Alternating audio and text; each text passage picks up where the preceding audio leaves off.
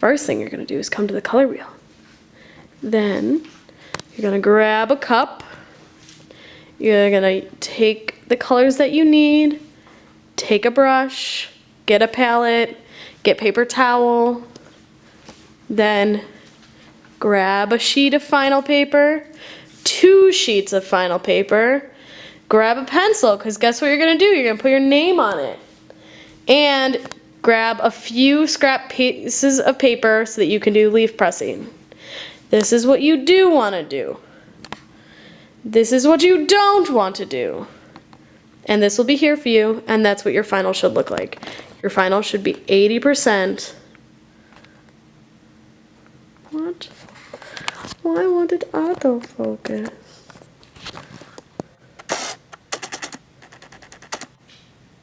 Your final should be 80% filled with leaves. Only 80%, not 90. 80. 80%. This table should look this immaculate when I get back. So the first thing you want to do is color wheel, right? You want to find your analogous colors. So using this wheel that spins around like this really fun wheel, you are going to find the 4 colors that are tagged. Use these 4 colors only. I made it super easy for you. And if you move, then you can only use red, orange, orange, yellow, orange, and yellow. And these are your 4 colors. If you scoot over here, use yellow, orange, yellow, yellow, green, green. But those are the only 4 colors you can use. So the only 4 colors you can use, but you added purple, okay? Blue, green, blue, blue, violet, violet,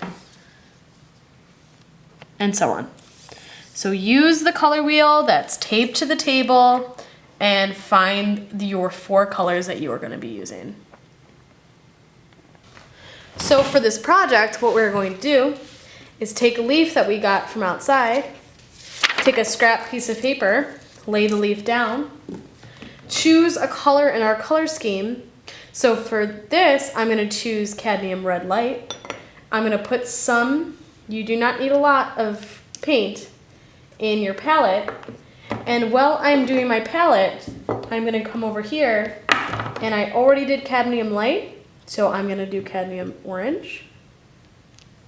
I'm going to do some crimson, which is a dark red, and I'm going to do some yellow. While I am here, I'm going to also add a little bit of white so that I can mix and lighten some of these colors if I want lighter colors. So, after you're done with that, you are on your scrap piece of paper.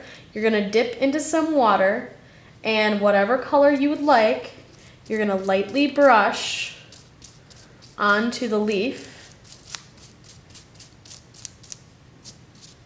making sure to cover it.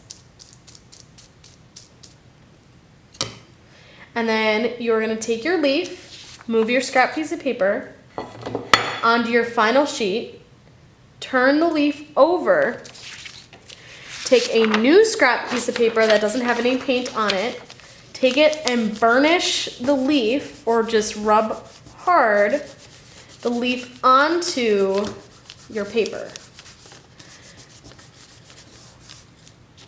So when you lift it up, you get a leaf. If you use too much paint, if you go in, let's say, and you use all of your orange and you don't spread it around well,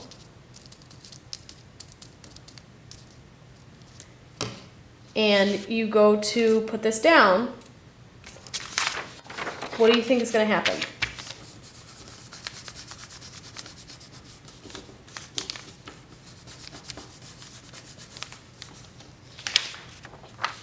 Well, clearly we got a lot of paint residue, just like in our prints, and it didn't transfer any of the leaf qualities. It just transferred the paint. it transfer the shape of the leaf. But what I'm looking for is more of a print that looks like the leaf. So again, to get that, you want, and there's probably enough paint on here for you to get that,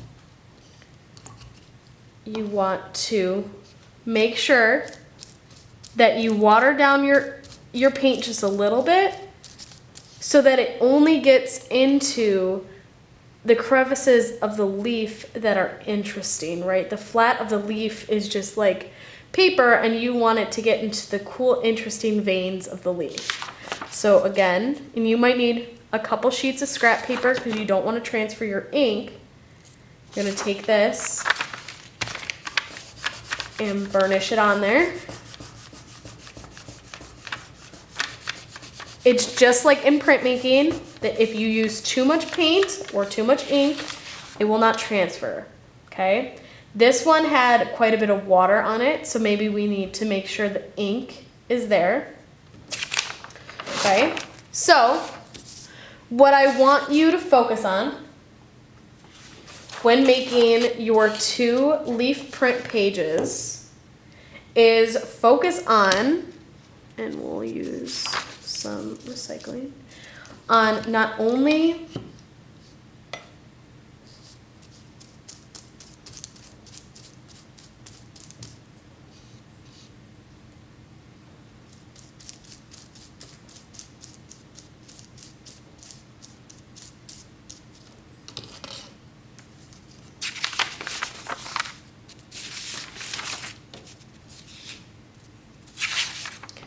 getting your leaf to make an impression on the page,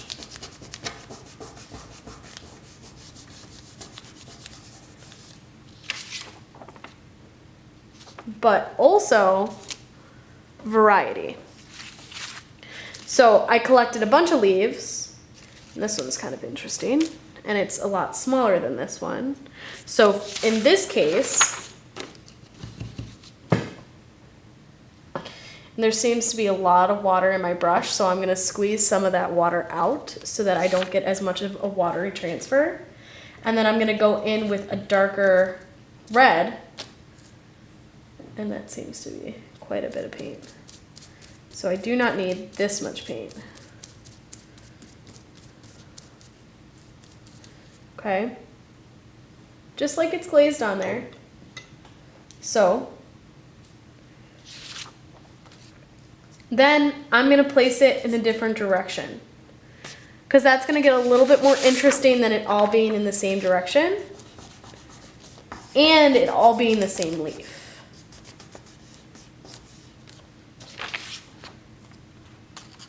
Right? So I have a few different leaves, and I also have a pine cone. So this is an experiment. We don't know what this is gonna look like. So maybe I'll mix this together and we're gonna get a little bit of an orangey red, and we can paint some of this and just maybe roll. So it didn't really print too much, but you're still getting an imprint, which is interesting.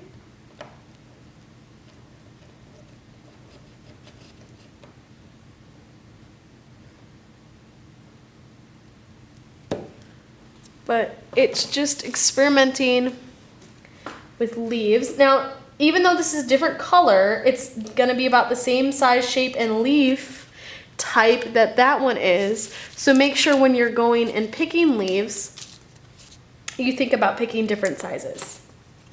Okay, so we're gonna go back in with this red color, not green at all, right? And maybe this time we're leaving some gapping, some spacing in between it, and we're rubbing it down.